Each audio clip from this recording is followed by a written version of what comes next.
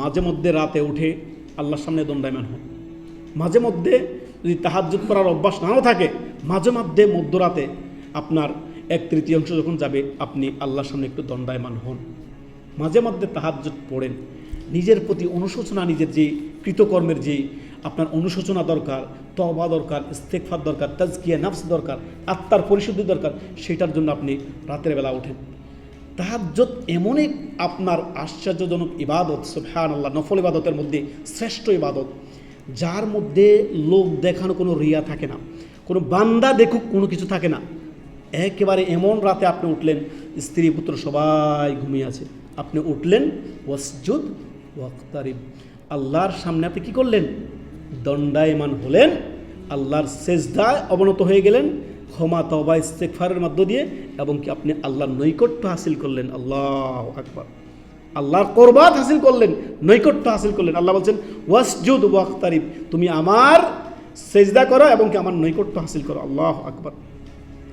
রহমানের বান্দাদের একটি বৈশিষ্ট্য রয়েছে না, ওয়া ইবাদুর রহমানিল্লাযীনা ইয়ামশুনা আলাল আরদি হাওনা ওয়া ইযা খাতাবাহুমুল জাহিলুনা ক্বালু সালামা আল্লাযীনা ইয়াবিতুনা লিরাব্বিহিম সুজদাও ওয়া কিয়ামা। এই আয়াতটি এখানে লাগান। তো মাঝে মধ্যে আপনি তাহাজ্জুদ পড়বেন।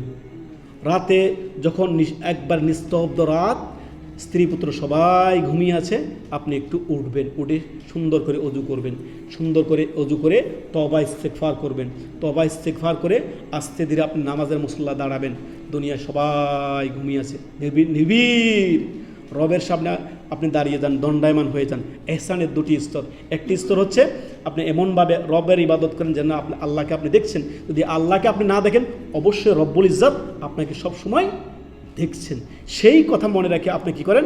ওয়াসজুদ ওয়াক্তারিব, সেজদা করেন, আল্লাহর নৈকট্য হাসিল করেন। আল্লাহু আকবার। সুজদাও ওয়া কিয়ামা, সেজদা করো, কিয়াম করো আল্লাহর সন্তুষ্টির উদ্দেশ্যে। এটি হচ্ছে রহমানের বান্দাদের একটি সিফাত, বৈশিষ্ট্য, গুণাবলী। সুবহানাল্লাহ। মাঝে মধ্যে তাহাজ্জুদ পড়বেন, তাহাজ্জুদের জন্য উঠবেন।